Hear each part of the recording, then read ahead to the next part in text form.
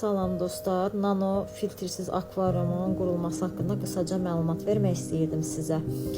Deməli, burada önəmli olan bitkilərdir, canlı bitkilər. Çünki onlar həm filtrasiya edir, yəni filtrasiyanın əvəz edicisidir və həm də oksigenləşdirir akvaryumu.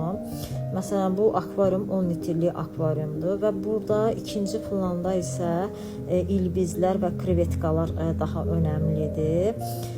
Və burada lava daşları da var. Lava daşları isə bakteriyaların balans əmələ gətirən bakteriyaların yaşayıb artması üçün böyük bir ev rolunu oynayır deyə bilərik. Və məsləhətdir ki, balıqları bu balans tam oturandan sonra, təxmini bir aydan sonra artıq balıq əlavəsi edə bilərsiniz.